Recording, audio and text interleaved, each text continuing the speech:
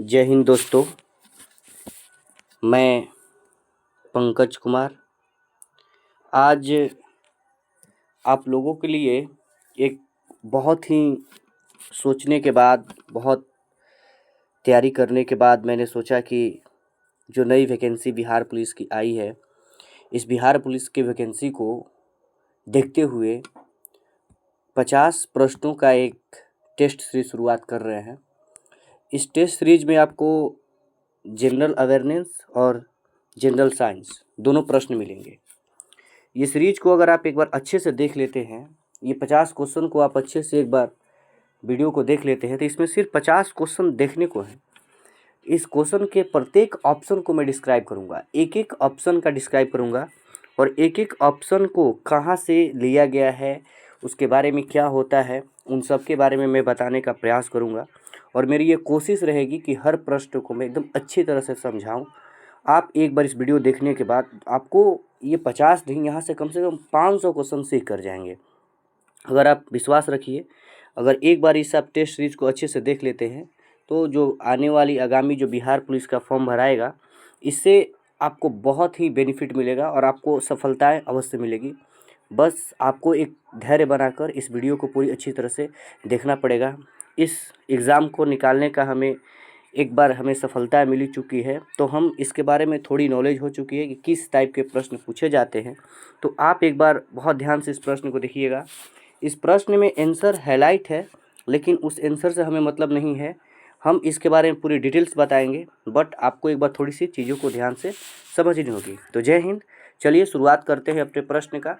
इसके बारे में, इस वीडियो को देखने के बारे में, इसमें क्या फीडबैक है, कुछ गलतियां हो जाएगी, आप हमें सजेशन ज़रूर दीजिएगा। जहाँ पे होगी हम उसको सुधारने का प्रयास करेंगे, हम नेक्स्ट वीडियो में उसको सुधार लेंगे। तो आप एक बार अपना राय हमें ज़रूर दीजिएगा कि कैसा वीडियो रहा, आगे इसको और बनाया जाए, बेहतरीन तरीके से किया जाए, इसके सुझाव आप हमें ज़रूर दीजिएगा। तो जय हिंद। चलते हैं। देखिए, सबसे पहला नंबर हम लोग का क्वेश्चन है, अटॉर्नी जनरल की नियुक्ति किसके द्वारा की जाती है। यहाँ पे समझने वाली बात हम लोग की ये है कि अटॉर्नी जनरल कौन होते हैं और अटॉर्नी जनरल की नियुक्ति कौन करते हैं। तो देखिए, अटॉर्नी जनरल जो है ये भारत के मुख्य कानूनी सलाहकार होते हैं। ठीक है, इसको देखते हैं हम लोग। जो ये अटॉर्नी जनरल होते हैं, ये भारत के मुख्य, ठीक है, कानूनी सलाहकार माना जाता है इनको। ये कानूनी सलाहकार होते हैं, इस बात को याद रखिएगा। ये कानूनी सलाहकार होते हैं, भारत के मुख्य कानूनी सलाहकार माना जाता है अटॉर्नी जनरल को। तो आप इस बातों को एकदम ध्यान से समझिएगा, तो आपको चीज़ें एकदम समझ में आएगी। हम कोशिश करेंगे कि एक एक बात को आपको समझाएं कि भारत के अटॉर्नी जनरल कौन होते हैं। तो भारत के मुख्य सलाहकार होते हैं। अगर इनके बारे में देखा जाए तो अनुच्छेद 76 से लेके अनुच्छेद 78 तक, संविधान के अनुच्छेद 76 से अनुच्छेद 88 तक, अनुच्छेद 76 से अनुच्छेद 88 तक इनके बारे में वर्णन किया गया है। तो ये प्रश्न पूछा जाता है कि अटॉर्नी जनरल की संविधान में वर्णन कहाँ से है, तो अनुच्छेद 76 से लेकर अनुच्छेद 88 तक इनके बारे में वर्णन किया गया है। ठीक है, इसके बाद आगे देखते हैं कि पहले इसका आंसर तक पहुँचते हैं हम लोग कि आखिर इसकी नियुक्ति कौन करती है। तो जो अटॉर्नी जनरल है, इनकी नियुक्ति ये राष्ट्रपति के द्वारा की जाती है। ठीक है, इनकी नियुक्ति जो है वो राष्ट्रपति के द्वारा की जाती है, इस बात को आप अच्छे से ध्यान में रखिएगा। अब आते हैं हम लोग थोड़े इसके ऑप्शन पर। जो सबसे पहला हम लोग का ऑप्शन दिया गया है राज्यपाल। तो देखते हैं राज्यपाल क्या होते हैं और इनसे क्या क्या प्रश्न पूछे जाते हैं एग्जाम में। देखिए, राज्यपाल जो है, इनकी नियुक्ति जो है वो राष्ट्रपति के द्वारा किया जाता है। तो पहले यहाँ से प्रश्न नहीं पूछे जाएंगे कि राज्यपाल का नियुक्ति कौन करता है, तो राज्यपाल का नियुक्ति जो है वो राष्ट्रपति के द्वारा किया जाता है। इस बात को आप ध्यान रखिए कि राज्यपाल की नियुक्ति राष्ट्रपति के द्वारा की जाती है। अब ये भी पूछा जाता है कि किस अनुच्छेद में, तो अनुच्छेद 155। ठीक है, अनुच्छेद 155 यहाँ से राज्यपाल की नियुक्ति होती है। लेकिन अगर राज्यपाल कहाँ से कहाँ तक होता है, तो 153 से लेकर 161 तक, यहाँ तक राज्यपाल की नियुक्ति का पूरा अनुच्छेद में वर्णन है। 153 से लेकर 161 तक है। इसके बाद आगे हम लोग देखते हैं कि राज्यपाल के बाद क्या क्या प्रश्न पूछे जाते हैं। यहाँ से राष्ट्रपति, जो राज्यपाल होते हैं वो बनने के लिए पूछता है कि राज्यपाल बनने के लिए उम्र कितनी होनी चाहिए? तो राज्यपाल बनने के लिए न्यूनतम उम्र होनी चाहिए 35 वर्ष। ठीक है, राज्यपाल के लिए न्यूनतम उम्र होनी चाहिए 35 वर्ष। एक और प्रश्न पूछा जाता है कि राज्यपाल जो है वो किसकी नियुक्ति करते हैं? तो राज्यपाल जो है ये मुख्यमंत्री की नियुक्ति करते हैं, और अनुच्छेद 164 के तहत, संविधान के अनुच्छेद 164 के तहत जो राज्यपाल है वो सीएम की नियुक्ति करते हैं। ये भी बहुत इंपॉर्टेंट बात है। एक और यहाँ से बात पूछी जाती है कि राज्यपाल जो है वो अध्यादेश जारी करते हैं, वो अनुच्छेद 213 के तहत, याद रखिएगा, अनुच्छेद 213 के तहत जो है वो राज्यपाल अध्यादेश जारी करते हैं। तो यहाँ से ये प्रश्न बनते हैं। इसके बाद आगे चलते हैं। आगे है यहाँ से कि संसद, कभी कभी यहाँ संसद से प्रश्न पूछा जाता है। संसद, देखिए जो संसद है यहाँ, ये संसद से प्रश्न पूछा जाता है कि संसद को अनुच्छेद कितने में वर्णन है? तो इसका एक ट्रिक होता है सरला। ठीक है, याद रखिए, एक ट्रिक होता है सरला। सर र ला, स से संसद हो गया, र से राज्यसभा और ल से लोकसभा। तो संसद जो है ये अनुच्छेद 79 में है, राज्यसभा 80 में है और लोकसभा 81 में है। तो यहाँ से पूछे जाते हैं, संसद ये अनुच्छेद 79 में है, राज्यसभा 80 में है और लोकसभा अनुच्छेद 81 में है। ये भी बहुत महत्वपूर्ण पूछे जाते हैं यहाँ से संसद से, तो ये भी आपको ध्यान में रखना है। इसके बाद आगे बढ़ते हम लोग, बात आती है राष्ट्रपति। जो हम लोग का प्रश्न है यहाँ पे राष्ट्रपति, अब इनके बारे में थोड़ी हम लोग अध्ययन करते हैं कि राष्ट्रपति से क्या क्या प्रश्न पूछे जा सकते हैं। तो देखिए, सबसे प्रश्न पूछे जाते हैं कि भारतीय संविधान का अनुच्छेद में कहाँ से कहाँ तक राष्ट्रपति का वर्णन है? तो अनुच्छेद 52 से लेकर अनुच्छेद 61 तक, यहाँ तक राष्ट्रपति का वर्णन है। अनुच्छेद 52 से अनुच्छेद 61 तक राष्ट्रपति का वर्णन किया गया है। देखिए दोस्तों, ये वीडियो थोड़ी लंबी हो सकती है, लेकिन अगर इस वीडियो को आप अच्छे से देख पाइएगा तो आपको बहुत सारी जानकारी मिल जाएगी जो हमारे द्वारा प्रोवाइड कराई जा रही है। इसलिए आप लोग थोड़ी सी ध्यानपूर्वक, थोड़ी सी आप अपने अंदर थोड़ी सी एक ऐसी साहस रखिए, थोड़ी सी वीडियो को लंबी देखने की, वरना जब तक आप नहीं देख पाइएगा तो फिर ये नहीं हो पाएगा। थोड़ी धैर्य बनाए रखिएगा, ठीक है। अनुच्छेद 52 से लेकर जो है अनुच्छेद 61 तक ये राष्ट्रपति की चर्चा की गई है।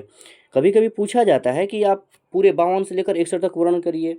तो अनुच्छेद 52 में जो राष्ट्रपति के बारे में वर्णन है। अनुच्छेद 53 में, अनुच्छेद जो 53 है वो 53 कहता है कि कार्यपालिका संघ की जो कार्यपालिका की शक्ति है वो राष्ट्रपति में निहित होती है। अनुच्छेद 54 कहता है राष्ट्रपति से निर्वाचन, ठीक है, राष्ट्रपति से निर्वाचन के बारे में बात करता है। और अनुच्छेद जो 55 है, अनुच्छेद 54 के बाद अनुच्छेद जो 55 आता है ये चुनाव पद्धति के बारे में बताता है, ठीक है, राष्ट्रपति के चुनाव पद्धति के बारे में बताता है अनुच्छेद 55। और एक एक करके हम पूरी के बारे में बताते हैं। अनुच्छेद 56 जो है वो राष्ट्रपति का कार्यकाल बताता है कि इनका कार्यकाल कितना होता है। तो शपथ से 5 साल तक इनका कार्यकाल चलता है। तो ये अनुच्छेद 56 के तहत बताया जाता है। इसी तरह एक एक करके हम लोग देखते हैं, और भी इसे जो जो इम्पोर्टेंट है वो देखते हैं। इसके बाद अनुच्छेद जो 60 है ये राष्ट्रपति के इम्पोर्टेंट है, शपथ के बारे में बताता है। और अनुच्छेद जो 61 है ये महाभियोग, ठीक है, राष्ट्रपति को जो महाभियोग लगता है उस महाभियोग के बारे में बताता है, जो अनुच्छेद 61 के तहत बताया जाता है। बहुत ही महत्वपूर्ण यहाँ से प्रश्न पूछे जाते हैं। तो यहाँ से हमारा ये पहला प्रश्न हुआ समाप्त। देखिए, इसी तरह हम पूरे प्रश्न का, एक प्रश्न का इतना डिटेल्स से आपको बताएंगे। अब चलते हैं अपने दूसरे प्रश्न की ओर। दूसरा हम लोग का प्रश्न है कि सत्यार्थ प्रकाश जो 1874 में जो दयानंद सरस्वती ने इसे प्रकाशित किया था, इसका हिंदी भाषा में प्रकाशन किसने किया था? ठीक है, तो देखिए जो सत्यार्थ प्रकाश है इसका कह रहा है कि हिंदी भाषा में प्रकाशन किसने किया था? तो इसका तो प्रकाशन केशव चंद्र सेन ने किया था, ठीक है, इसका प्रकाशन केशव चंद्र सेन ने किया था। अब थोड़ी सी आते हैं हम लोग एक एक ऑप्शन के बारे में। जैसे यहाँ पर है स्वामी विवेकानंद। तो स्वामी विवेकानंद से क्या क्या प्रश्न पूछा जाता है? तो स्वामी विवेकानंद से एक सबसे पहला प्रश्न यही बनता है कि आधुनिक भारत का निर्माता, ठीक है, आधुनिक भारत का निर्माता, ठीक है, आधुनिक भारत का इन्हें निर्माता कहा जाता है। इस बात को याद रखिए, आधुनिक भारत का निर्माता किसे कहा जाता है, तो वो कहा जाता है स्वामी विवेकानंद को ही कहा जाता है। ठीक है, बहुत ही महत्वपूर्ण इनसे प्रश्न पूछा जाता है। आगे देखिए, आगे एक और पूछा जाता है इनसे कि इन्होंने प्रार्थना समाज की स्थापना किया था 1867 ईस्वी में। तो ये भी बहुत महत्वपूर्ण प्रश्न है कि प्रार्थना समाज का जो किया था वो 1867 ईस्वी में इन्होंने किया था। यहाँ से बहुत ही महत्वपूर्ण एक प्रश्न पूछे जाते हैं। आगे देखते हैं, आगे जो हम लोग का प्रश्न बनता है कि ब्रह्म समाज का, ठीक है, आगे बनता है ब्रह्म समाज का जो है, यहाँ से आते हैं, नीचे आते हैं, अभी और प्रश्न हम लोग का है। यहाँ से देखिए, सबसे एक यहाँ पे है कि राजा राम मोहन राय, ठीक है, यहाँ से एक देखते हैं राजा राम मोहन राय, इनके बारे में एक बहुत ही महत्वपूर्ण प्रश्न पूछी जाती है। ठीक है, कि 1828 में इन्होंने क्या किया था कि ब्रह्म समाज का स्थापना किया था। ठीक है, 1828 में इन्होंने ब्रह्म समाज का स्थापना किया था और 27 सितंबर 1833 को, ठीक है, 27 सितंबर 1833 को इनकी मृत्यु हो जाती है और इनकी मृत्यु इंग्लैंड में होती है। ये सबसे इम्पोर्टेंट प्रश्न पूछा जाता है कि इनकी मृत्यु कहाँ होती है, इंग्लैंड में। ये भारतीय समाज सुधारक थे, लेकिन इनकी मृत्यु जो होती है वो इंग्लैंड में होती है। इसीलिए इनके बारे में एक महत्वपूर्ण बात कही जाती है कि कौन ऐसे हैं भारतीय जिनकी मृत्यु इंग्लैंड में होती है। तो यहाँ से एक बहुत ही महत्वपूर्ण प्रश्न बन जाता है कि राजा राम मोहन राय की जो है ये मृत्यु उनकी इंग्लैंड में हुई थी। चलिए आगे चलते हैं, अगला हम लोग का प्रश्न क्या है। तो आगे प्रश्न हम लोग का है कि भारत के किन राज्यों में बिहू उत्सव मनाया जाता है। ठीक है, यहाँ से है कि बिहू उत्सव, देखिए बिहू उत्सव किन राज्यों में मनाया जाता है। तो बिहू तो पता है सभी को है कि असम में मनाया जाता है, लेकिन अभी हम एक एक प्रश्न से एक एक ऑप्शन से हम लोग आगे करेंगे कि सिक्किम में कौन सा उत्सव मनाया जाता है, मिजोरम में कौन सा मनाया जाता है और अरुणाचल प्रदेश में कौन कौन सा मनाया जाता है, क्योंकि यहाँ से हमेशा प्रश्न पूछे जाते हैं। तो देखिए, सिक्किम है, सिक्किम में मनाए जाते हैं लोसार। ठीक है, सबसे महत्वपूर्ण जो जो है हम उसको लिखते चलेंगे। सिक्किम में लोसार है, सागा दावा, ठीक है, एक मनाया जाता है सागा दावा, ये महत्वपूर्ण है, यहाँ से मनाया जाता है सागा दावा। अंतर्राष्ट्रीय फूल महोत्सव, ठीक है, अंतर्राष्ट्रीय फूल महोत्सव यहीं पर मनाया जाता है, अंतर्राष्ट्रीय फूल महोत्सव ही यहाँ मनाया जाता है। और इसके बाद एक देखिए यहाँ पर ये तिहार, ठीक है, एक यहाँ पर तिहार त्यौहार मनाया जाता है और इस त्यौहार को हम लोग के यहाँ दिवाली बोला जाता है। ठीक है, हम लोग इसको क्या बोलते हैं, दीपावली। हम लोग का यहाँ दीपावली यानी जैसे हम लोग का दीपावली मनता है वैसे यहाँ पर तिहार मनता है। तो ये भी बात को आप अच्छे से याद रखिएगा कि जो त्यौहार है वो कहाँ मनता है, तो सिक्किम में मनता है। लोसार कहाँ मनता है, तो वो भी सिक्किम में मनता है, बहुत ही महत्वपूर्ण है। इसके बाद अगला जो चलते हैं हम लोग मिजोरम। तो देखिए मिजोरम में चप चार कुट, ठीक है, चप चार कुट एक बहुत ही महत्वपूर्ण त्यौहार है। चप चार कुट ये मिजोरम में मनाया जाता है। थाल फवांग कुट, ठीक है, एक है थाल फवांग फवांग कुट, ये भी एक बहुत ही महत्वपूर्ण है। थाल फवांग कुट ये कहाँ मनाया जाता है, तो इसको भी मनाया जाता है आपका मिजोरम में मनाया जाता है। ठीक है, इससे भी याद रखिएगा, जो जो मेन है हम उसको बता दे रहे हैं। उसके बाद चलते हैं अरुणाचल प्रदेश में। तो अरुणाचल प्रदेश में सबसे एक महत्वपूर्ण मनाया जाता है वो है सोलुंग। ठीक है, जो सोलुंग है ये अरुणाचल प्रदेश में मनाया जाता है। इसके बाद देखिए हर्नविल कहेगा, अगर हर्नविल तो हर्नविल तो नागालैंड में मनाया जाता है, लेकिन बहुत ही यहाँ कन्फ्यूजन करता है, पूछा जाएगा पक्के पगा हर्नविल। ठीक है, पक्के पगा जो हर्नविल है, ये पक्के पगा अगर हर्नविल कहेगा तो ये मनाया जाता है अरुणाचल प्रदेश में। यहीं से देखिए प्रश्न को घुमाकर ऐसे पूछे जाएंगे जो कंफ्यूज ऑप्शन जब देखेंगे हम लोग कंफ्यूज हो जाएंगे। हर्नबिल आएगा और फट से मार देंगे कि नागालैंड है, लेकिन यहाँ पर पक्के पागा हर्नबिल पूछा जाता है, तो ये पक्के पागा जो हर्नबिल है ये अरुणाचल प्रदेश में मनाया जाता है। ठीक है, तो यहाँ से इस बात को आप अच्छी तरीके से याद रखिएगा। चलिए आगे बढ़ते हैं।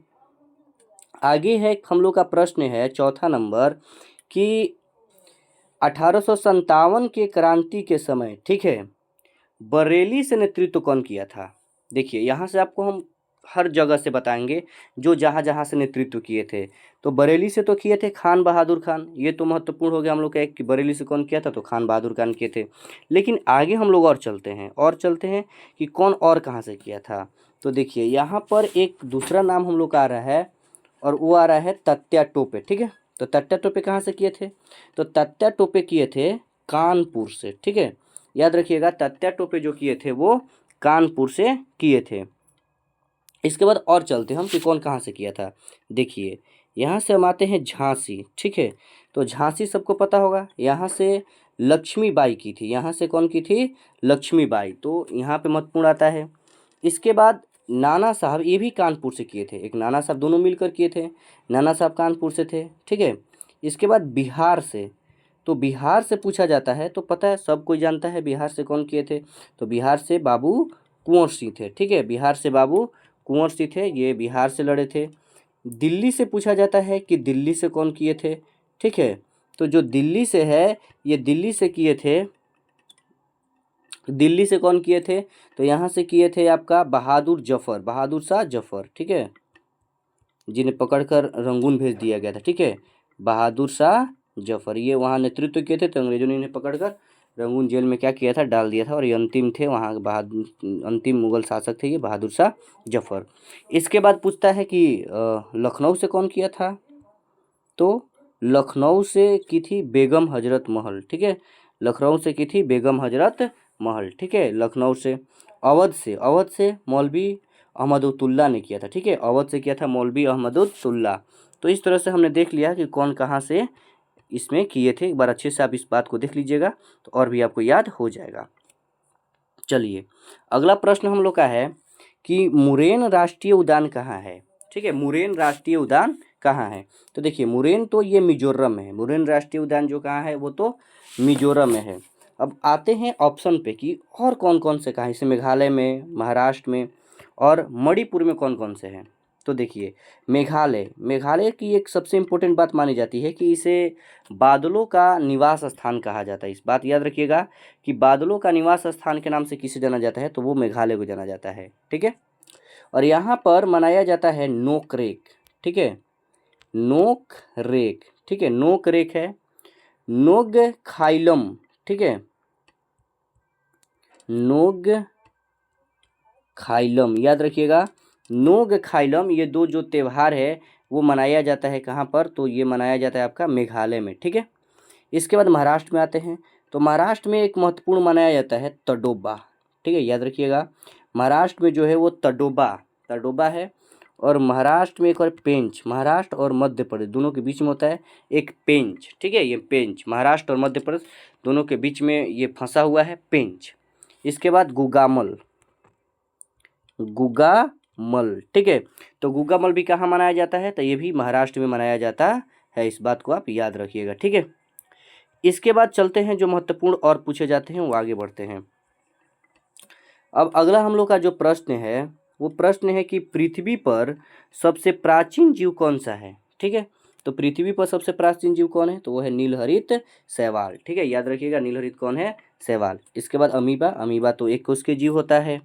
आगे बढ़ते हैं, जो देखिए जो प्रश्न डिस्कशन लायक है हम उस प्रश्न को एकदम अच्छी तरह से डिस्कस करेंगे, और बाकी जो प्रश्न है वन लाइनियर उसको हम लोग पढ़ के आगे निकल जाएंगे। ठीक है, आगे बढ़ते हैं।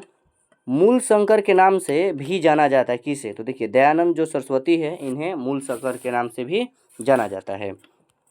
अगला जो हम लोग का प्रश्न है, सार्क सदस्य देश में शामिल नहीं है, तो देखिए कह रहे कि सार्क सदस्य देश में शामिल नहीं है, तो पहले हम लोग समझते हैं कि ये सार्क है क्या। तो देखिए जो सार्क है इसकी स्थापना जो होती है वो 8 दिसंबर, ठीक है, 1985 को होती है। सार्क की जो स्थापना है 8 दिसंबर 1985 को, और इसकी स्थापना ढाका में हुई थी बांग्लादेश में। ठीक है, और इसका मुख्यालय कहाँ है, तो इसका मुख्यालय है काठमांडू में। इसका मुख्यालय कहाँ है, तो काठमांडू में है। तो इस बात को आप याद रखिएगा कि 8 दिसंबर 1985 को सार्क की स्थापना हुई थी और इसका मुख्यालय है काठमांडू में, और इसमें वर्तमान में कुल 8 देश है। ठीक है, तो कौन नहीं है, तो देखिए म्यांमार नहीं है, तो है कौन, तो इसमें अफगानिस्तान है, भारत है, मालदीव है, बांग्लादेश है। ठीक है, बांग्लादेश है, बांग्लादेश है, शॉर्ट में लिख रहे समझिएगा। फिर इसमें भूटान है, ठीक है, इसमें भूटान है।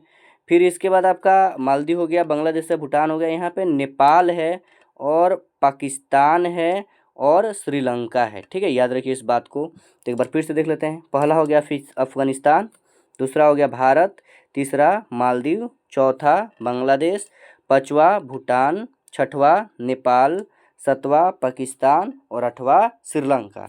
इसमें कुल 8 देश है। तो कौन नहीं है? तो देखिए ऑप्शन से यहाँ से पता चल रहा है कि यहाँ से म्यांमार जो है इसमें शामिल नहीं है, ठीक है, तो म्यांमार इसमें शामिल नहीं है। आगे बढ़ते हैं। आगे है कि निम्न में से कौन आपेक्षिक घनत्व का मात्रक है। देखिए यहाँ पे कह रहा है कि आपेक्षिक घनत्व का मात्रक कौन है। तो मीटर प्रति सेकंड, ये तो वेग का होता है, चाल का भी हो सकता है, तो चाल का तो ये तो होता ही नहीं है। अगला है किलोग्राम, किलोग्राम प्रति मीटर, ये भी नहीं हो सकता है, किलोग्राम प्रति मीटर तो अपेक्षित घनत्व का होता नहीं है। अगला बढ़ते ऑप्शन देखते हैं।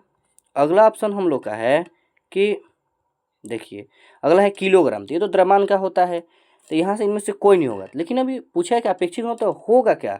तो देखिए अपेक्षित घनत्व जो है इसका कोई मात्रक नहीं होता, ये क्या होता है कि ये मात्रक हीन होता है, ठीक है। अपेक्षित घनत्व क्या होता है, ये मात्रक हीन होता है।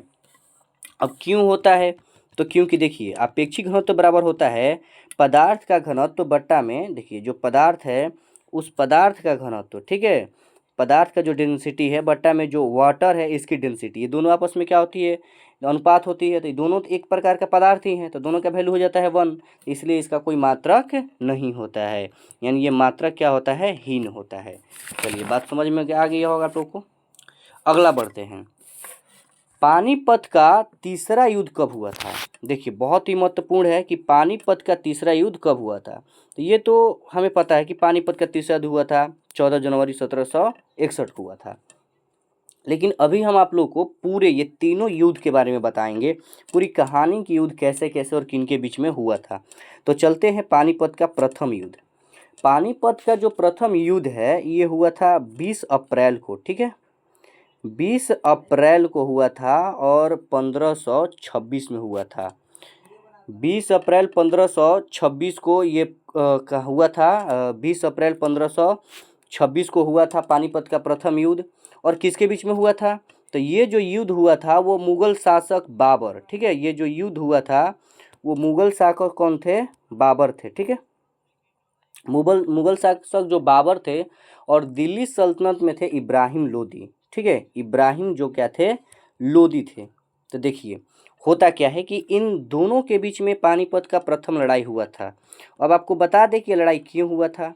तो हुआ क्या था कि देखिए जो अफ़गान है वो अफ़गान जो थे वो इब्राहिम लोदी से जो ना वो उनकी अत्याचार से वो लोग ना तंग आ चुके थे कि इब्राहिम लोदी बहुत ही अत्याचार कर रहा था। तो इब्राहिम लोदी के अत्याचार को कम करने के लिए जो अफ़गान हैं इन्होंने, अफ़गान के सरदार जो है इन्होंने खुद बाबर को बुलाया था भारत में। और बाबर जब भारत में आया तो बाबर को भारत में आने के बाद हुआ क्या कि इनके आने के बाद ये लड़ाई शुरू हुआ और इस लड़ाई में अंततः बाबर क्या हो गया, जीत गया। और बाबर जीत गया और इसके बाद इब्राहिम लोदी की मृत्यु हो गई।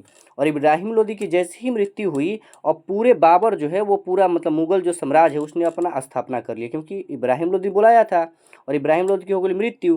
तो इब्राहिम लोदी की मृत्यु होने के बाद पूरा जो बाबर है वहाँ अपना अपना क्या हुआ, अपना पूरा साम्राज्य यहाँ पर स्थापित कर लिया। तो इसके बाद आगे अगला हम बढ़ते हैं दूसरा, यहाँ पे पहला हो गया। फिर पढ़ते हैं कि पानीपत का जो दूसरा लड़ाई हुआ था, ठीक है, देखते हैं सेकंड। पानीपत का जो दूसरा हुआ था वो हुआ था 5 नवंबर 1556 को हुआ था, ठीक है, 5 नवंबर 1556 को हुआ था।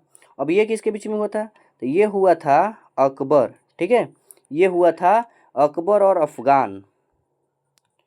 अफगान सेनापति, ठीक है, ये हुआ था अकबर और अफगान के सेनापति कौन थे, हेमू, ठीक है, याद रखिएगा अकबर और अफगान के सेनापति जो हेमू थे इन दोनों के बीच में ये लड़ाई हुआ था। तो अब पूछा जाता है कि आखिर ये लड़ाई कब हुआ था, ये 5 नवंबर जो 1556 को हुआ था, आखिर ये लड़ाई क्यों हुआ था, इसके कारण क्या थे। तो देखिए इसके कारण क्या थे वो महत्वपूर्ण है, आपको बता दे रहे हैं हम, याद रखिए। जो कारण ये थे कि शेर शाह सूरी का जो था वो निधन हो गया था और शेषशाह सूर्य के निधन होने के बाद सूर्य वंश कमज़ोर हो गया था, और सूर्य वंश कमज़ोर हो गया तो उस समय जो हेमू है उसने दिल्ली पर क्या कर लिया, अधिकार कर लिया। और दिल्ली पर जब हेमू ने अधिकार किया तो इस हेमू और ये जो अकबर, ये अकबर थे, इन दोनों के बीच में लड़ाई हुआ और अंततः यहाँ से हेमू क्या होते हैं, हार जाते हैं। तो हेमू के हार जाने के बाद कहा जाता है कि यहाँ से पुनः मुगल की स्थापना हुई, मतलब जो मुगल है वो दोबारा यहाँ पर पुनः आ गए। तो मुगल की यहाँ से दोबारा क्या हुई, स्थापना हो गई, क्योंकि यहाँ से हेमू क्या हो गए थे, हार गए थे। इसके बाद पानीपत का जो तृतीय लड़ाई होता है ये होता है 14 जनवरी, ठीक है, जो यहाँ पे दिया हुआ है 1761 को, ठीक है। ये लड़ाई होता है हमारा 14 जनवरी 1761 को होता है, ठीक है। 14 जनवरी का जो ये होता है 14 जनवरी, ठीक है, 1761 को। तो यहाँ से देखिए 14 जनवरी जो 1761 को होता है ये पानीपत का कौन सा है, तृतीय है, ठीक है। और ये होता है किसके बीच में, तो अहमद शाह अब्दाली और मराठा के बीच में, ठीक है। अहमद शाह अब्दाली और जो मराठा है इन दोनों के बीच में ये लड़ाई होता है। तो यहाँ से पूछे जाते हैं कि इसके कारण क्या थे, ये जो लड़ाई हुआ था इसके कारण क्या थे। तो उत्तर भारत में मराठों के विस्तार से मुस्लिम शासकों की जो चिंता है वो बढ़ती जा रही थी, और इसलिए वहाँ पे अहमद शाह अब्दाली ने क्या किया था, आक्रमण किया था, और अंततः इसका भी यहाँ से यहाँ तक ये समाप्त हो गया, ठीक है। तो चलिए यहाँ सब अगला हम देखते हैं, ठीक है। अब अगला जो यहाँ पर आता है वो 11 नंबर प्रश्न हमारा आता है कि भारतीय क्रांति की जननी किसे कहा गया है, ठीक है। भारतीय क्रांति की जननी किसे कहा गया है, तो देखिए भारतीय क्रांति की जो जननी है वो मैडम बीकामा जिका रुस्तम को कहा गया है भारतीय क्रांति की जननी। क्वेश्चन नंबर 12 है, क्वेश्चन नंबर 12 ये हम लोग का है कि निमाड़ी एक नस्ल है, ठीक है। निमाड़ी जो है वो एक नस्ल है, और किसकी नस्ल है, तो निमाड़ी जो है ये गाय की नस्ल है, ठीक है। निमाड़ी जो नस्ल है ये गाय की है। यहाँ से और देखते हैं भैंस, भैंस का नस्ल मुर्रा होता है, ठीक है, याद रखिएगा। भैंस का जो नस्ल वो कौन सा होता है, मुर्रा होता है, ठीक है। और इसके बाद आगे चलते हैं, जो इम्पोर्टेंट है वो हम बताते आपको जा रहे हैं। क्वेश्चन नंबर 13 है, 13 को देखते हैं हम लोग कि उच्चतम न्यायालय, ठीक है, उच्चतम न्यायालय द्वारा अथवा आदेशों का समीक्षा का उद्देश्य किस अनुच्छेद में वर्णित है, ठीक है। तो ये जो है वो अनुच्छेद 100, ठीक है, अनुच्छेद जो है 137 में वर्णित है, ठीक है। ये जो अनुच्छेद है वो 137 में वर्णित है। आगे बढ़ते हैं, राज्य मानवाधिकार आयोग के अध्यक्ष कौन होते हैं, ठीक है। राज्य मानवाधिकार आयोग के अध्यक्ष समेत कुल कितने सदस्य होते हैं, तो यहाँ पे जो होते हैं वो कुल 3 सदस्य होते हैं। राज्य मानवाधिकार आयोग सदस्य कुल होते हैं वो 3 सदस्य होते हैं, ठीक है। चलिए इसके बाद आगे देखते हैं। देखिए अगला जो प्रश्न हम लोग का 15 नंबर है, 2 अस्पा सिंह अस्पा प्रथा किसने शुरू किया था। देखिए बहुत ही अच्छा एक प्रश्न है, 2 अस्पा सिंह अस्पा प्रथा किसने शुरू किया था, तो इसको जहांगीर ने शुरू किया था, ठीक है। इसको कौन शुरू किया था, तो इसको जहांगीर ने शुरू किया था, ठीक है। अगला प्रश्न है 16 नंबर, काटी जली एवं, ठीक है, काटी जली एवं कच्ची सतह पर कौन से सूक्ष्म जीव पनपते हैं, तो यहाँ पे जो पनपते हैं अस्टेफिलोकस, ठीक है। ये देखिए अस्टेफिलोकस नामक जीव होते हैं वो यहाँ पर पनपते हैं। अगला हम लोग का 17 नंबर प्रश्न है, विश्व, ठीक है, विश्व जलमग्नता दिवस। देखिए ऐसा प्रश्न दिवस जो है पिछले एग्जामों में, हर शिफ्ट में एक प्रश्न पूछा है दिवस ले क्वेश्चन, ठीक है। तो विश्व जलमग्नता दिवस मनाया जाता है ये 2 फरवरी को। 2 फरवरी को वेटलैंड डे भी मनाया जाता है, ठीक है, याद रखिएगा, वेटलैंड डे भी मनाया जाता है वो 2 फरवरी को, ठीक है। अगला है कोशिका शब्द का, ठीक है, कोशिका शब्द का सर्वप्रथम प्रयोग किसके द्वारा किया गया था। देखिए कोशिका शब्द का जो प्रयोग किया गया था वो 1665 ईस्वी में, ठीक है, 1665 ईस्वी में रॉबर्ट हुक के द्वारा किया गया था। और उस समय ये जो कोशिका का खोज किए थे ये कोशिका मृत्यु कोशिका थी, ठीक है, ये मृत कोशिका थी। और इसके बाद 1674 ईस्वी में एंटो वान लीवेनहॉक ने जो आए थे इन्होंने जो कोशिका खोज किया था वो जीवित कोशिका थी, ठीक है। और स्लाइडेन एवं स्वान, ठीक है, स्लाइडेन एवं स्वान ये 2 भाई थे या 2 वैज्ञानिक थे कहेंगे, इन्होंने कोशिका सिद्धांत का प्रतिपादन किया था। तो कोशिका सिद्धांत का प्रतिपादन कौन किया था, स्लाइडेन एवं स्वान ने किया था। चलिए आगे पढ़ते हैं हम लोग, उत्खनन उत्खनन कहलाता है, ठीक है, जो 19 नंबर हम लोग का प्रश्न है, उत्खनन कहलाता है, ठीक है।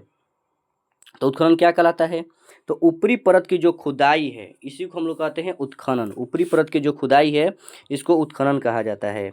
अगला है सापेक्षता का सिद्धांत का खोज किसने किया था, ठीक है। तो देखिए सापेक्षता का सिद्धांत जो खोज किया था वो आइंस्टीन ने किया था, ठीक है।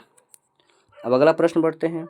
आजीवक संप्रदाय के संस्थापक कौन है ना, आजीवक संप्रदाय के संस्थापक कौन थे, तो ये मखली पुत्र कौन थे, गोसाल थे, ठीक है। आनंद जो थे ये गौतम बुद्ध के प्रिय शिष्य थे, ठीक है। और आनंद से गौतम बुद्ध ने एक बात कहा था कि महिलाओं के बारे में कि आनंद, मैंने जो ये अपना बौद्ध धर्म को शुरू किया था मैंने सोचा था कि ये कई वर्षों तक चलेगा, लेकिन जब से इसमें महिलाएं शामिल हो गई ये अब ज़्यादा दिनों तक साथ चलने वाला नहीं है। ये महिलाओं के बारे में आनंद सिंह ने कहा था। आगे आइए, मानव शरीर का सबसे बड़ा अंग कौन है, ठीक है। तो ये देखिए स्किन यानी त्वचा, ठीक है। तो मानव शरीर का सबसे बड़ा अंग कौन है, त्वचा है, ठीक है। लीवर, यकृत जिसमें सबसे ज़्यादा कोशिका विभाजन होता है, ठीक है। याद रखिएगा सबसे ज़्यादा कोशिका विभाजन कहाँ होता है, तो यकृत में होता है। और सबसे कम कोशिका विभाजन कहाँ होता है, तो वो मस्तिष्क में होता है, ठीक है। सबसे कम जो होता है वो मस्तिष्क में होता है। अगला है, इनमें से कौन रबी फसल है, देखिए रबी फसल कौन है, तो वर्षिम जो है, ठीक है। ये वर्षिम एक रबी फसल के अंतर्गत आता है, ठीक है। वर्षिम जो है ये रबी, बाकी सब्जी जो आता है ये खरीफ में आ जाएगा, इसमें रबी में नहीं होगा। वर्षिम जो है ये रबी फसल है, ठीक है। तो इस बात को आप याद रखिएगा, ठीक है। आगे बढ़ते हैं। अगला नंबर हम लोग का प्रश्न है कि उष्णकटिबंधीय सदाबहार वन हेतु वर्षा होनी चाहिए। देखिए उष्णकटिबंधीय सदाबहार वन हेतु जो वर्षा होती है वो 200 सेंटीमीटर से अधिक होती है, ठीक है। ये जो वर्षा होती है 200 सेंटीमीटर से अधिक होती है। अगला है, इनमें से कौन सार्क का सदस्य नहीं है। देखिए अभी हम बताएं आपको कि सार्क का सदस्य कौन नहीं है, तो इसमें से जो चीन है, ये चीन इसमें से सार्क का सदस्य नहीं है, ठीक है। तो यहाँ से चीन हो जाएगा जो सार्क का सदस्य यहाँ पर नहीं है। अगला बढ़ते हैं। पौधों में फाइलोम मुख्यतः उत्तरदायी होता है, ठीक है। पौधों में जो फाइलोम है ये मुख्य उत्तरदायी होता है किसके लिए, ठीक है, तो आहार के लिए। यहाँ पे फाइलम कहने मतलब है फ्लोएम, ठीक है। देखिए पौधों में एक जाइलम होता है और एक फ्लोएम होता है।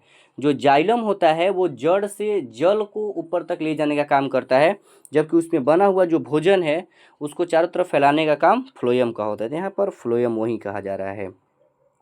इनमें से कौन आभासी फल्स फ्रूट के नाम से जाना जाता है, ठीक है। जो फल्स फ्रूट होता है वो होता है सेव, ठीक है। याद रखिएगा फल्स फ्रूट यानी कि झूठा फल इसको कहा जाता है, सेव को कहा जाता है। वाह्य, अगला है क्वेश्चन हम लोग का कि वाह्य हिमालय के नाम से किसे जाना जाता है।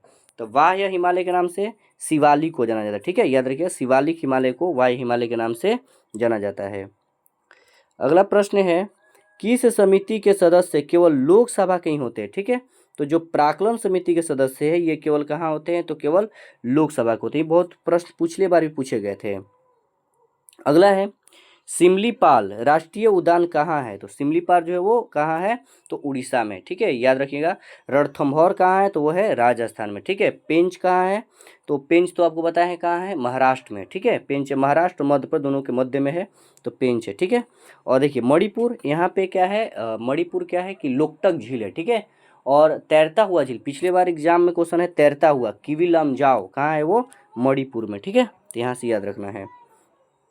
अगला है, शुष्क बर्फ का रासायनिक सूत्र क्या होता है, ठीक है। तो देखिए ठोस कार्बन डाइऑक्साइड को ही शुष्क बर्फ कहा जाता है, ठोस कार्बन डाइऑक्साइड को शुष्क बर्फ कहा जाता है। अगला है, 5 जगत का वर्गीकरण किसने किया था, ठीक है। तो 5 जगत का जो वर्गीकरण वो किसने किया था, तो देखिए यहाँ से विटेकर, थोड़ी सी है मिस्टेक है, विटेकर नहीं विटेकर, ठीक है। विटेकर ने यहाँ से 5 जगत का किया था। रॉबर्ट हुक जो बताया है कोशिका खोज किया था, और वर्गीकरण का पिता कैरोलस लिनियस को कहा जाता है। टाइफाइड से प्रभावित देखिए कौन सा अंग होता है, तो जो टाइफाइड है ये टाइफाइड से प्रभावित जो अंग होता है वो आंत होता है, ठीक है। याद रखिएगा टाइफाइड से प्रभावित अंग आंत होता है, और उसमें विडाल टेस्ट किया जाता है, ठीक है। Widal test. तंत्रिका तंत्र जो है ये मस्तिष्क से संबंधित है, और स्किन यानी त्वचा हो गया ये हमारा। अवध का अंतिम नवाब कौन था, ठीक है। तो वाजिद अली शाह ये अवध का अंतिम नवाब था, ठीक है। वाजिद अली शाह जो था ये अवध का अंतिम नवाब था। देखिए निजता का अधिकार किस में है, ठीक है, निजता का अधिकार किस में है, तो अनुच्छेद 21 में है। अनुच्छेद 19 जो हमें बोलने की आज़ादी देता है, इसमें 6 प्रकार की हमें आज़ादी मिली हुई है, तो ये अनुच्छेद 19 है। आगे है आहार नली की सबसे बाहरी परत को क्या कहते हैं, ठीक है, बाहरी जो आहार नली सबसे बाहरी परत है इसको सिरोसा के नाम से जाना जाता है, ठीक है, याद रखिएगा आहार नली की सबसे बाहरी परत है इसको सिरोसा के नाम से जाना जाता है। बहुत ही महत्वपूर्ण प्रश्न है ये, अगर ये प्रश्न को देखिएगा तो पक्का बिहार दरोगा और बिहार पुलिस सबके लिए महत्वपूर्ण ये प्रश्न है।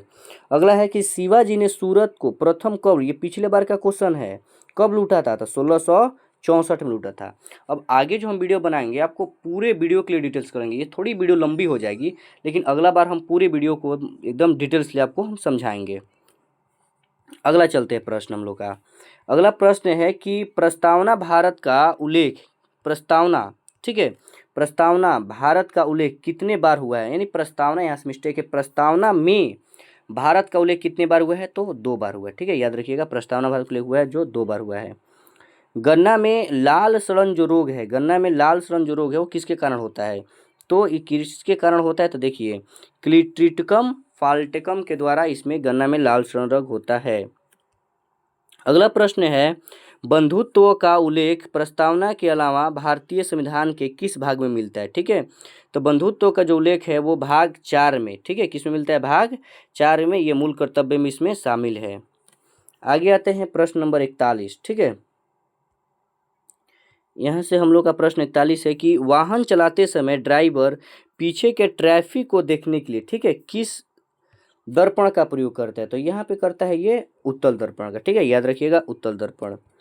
जेट स्ट्रीम चलती है, ठीक है, जेट स्ट्रीम चलती है किस पे चलती है, तो क्षोभ मंडल, जो भी हमारी ये सब जेट स्ट्रीम चलती है किस मंडल में चलती है, ये सब क्षोभ मंडल में चलती है। अगला है इनमें से कौन सा सदिश राशि का उदाहरण है, देखिए सदिश राशि यानी वैसी राशियां जो स्वतंत्र मानी जाती है उसे सदिश राशि कहा जाता है, तो जो त्वरण हो गया सदिश राशि है, बल सदिश राशि है, विस्थापन एक सदिश राशि है, लेकिन विद्युत धारा, लंबाई, विद्युत धारा ये सब कैसी राशि है, तो अदिश राशि है, ठीक है। आगे बढ़ते हैं। अगला है कि चटगांव सशस्त्रागार जो छापामारी हुआ था इसकी योजना कौन बनाया था, देखिए योजना बनाया था इसका सूर्य सेन द्वारा, ठीक है, सूर्य सेन द्वारा इसका योजना बनाया गया था, तो इस बात को आप याद रखिएगा। अगला प्रश्न है कि टेबल टेनिस के खेल के जन्मदाता देश कौन है, तो वो इंग्लैंड है, ठीक है, क्रिकेट का भी यही है। क्वेश्चन नंबर 46 है कि भारत की सबसे लंबी, ठीक है, भारत की सबसे लंबी तटीय सीमा किसकी है, ठीक है, तो ये भारत की तब सबसे लंबी तटीय सीमा बोला जाता है, ठीक है, भारत की तब सबसे लंबी कहा जाए तो ये अंडमान निकोबार का हो जाएगा, ठीक है। ऐसे सबसे लंबी तटीय सीमा किसका है, तो गुजरात का भी है, लेकिन भारत का रहते यहाँ पे हो जाएगा अंडमान निकोबार हो जाएगा। स्वराज दल की स्थापना किसके असफलता के बाद हुआ था, ठीक है, स्वराज दल की स्थापना जो किसके सफलता है, तो असहयोग आंदोलन कब हुआ था, 1920 में हुआ था, 20 से कब तक चला था, 22 तक, 22 में हुआ था चोरा चोरी हत्याकांड, और चोरा चोरी हत्याकांड के बाद इसे बंद कर दिया गया था। मैसूर, मैसूर के किस शासक ने डिंडीगुल में एक आधुनिक शस्त्रागार का स्थापना किया था, तो ये हम पिछले बार पढ़ाए थे, हैदर अली, जो वहाँ पे इन्होंने 2 राजा थे उसको, नंदराज और इसके जो नंदराज थे इसी के ये सेनापति था, और आगे चलकर नंदराज को ही ये मारकर और वहाँ पर इसी से शस्त्रागार का स्थापना करवाया था, और आगे वहाँ का ये पूरे मैसूर का शासक बन गया था हैदर अली। अगला प्रश्न हम लोग का है कि भारत की जनसंख्या का बृहद विभाजक वर्ष कब माना जाता है, तो भारत की जनसंख्या का जो बृहद विभाजक वर्ष है वो 1921 में माना जाता है, ठीक है। तो चलिए एक और लास्ट प्रश्न है, CaSO4 इंटू 2H2O को जाना जाता है, तो CaSO4 इंटू 2H2O इसे जिप्सम के रूप में जाना जाता है, और यहाँ पर हो जाएगा हाफ H2O, तो इसे प्लास्टर ऑफ पेरिस के रूप में जाना जाता है। तो यहाँ से दोस्तों कुल 50 प्रश्नों को हमने पूरी तरह अच्छी तरीके से इसको डिस्क्राइब किया, समझाया। अब आप फीडबैक बताइएगा कि प्रश्न कैसे लगे आपको, कैसे हैं, इसकी हमें एक बार फीडबैक ज़रूर आप दीजिएगा। तो बहुत बहुत धन्यवाद, आप एक बार इस वीडियो को बहुत अच्छे से देखिएगा ताकि हमें भी आपकी एक जो कमेंट है उससे पता चले कि कहाँ गलती हो रही है और आगे हम क्या सुधार करें, ये बात आप ज़रूर बताइएगा। धन्यवाद।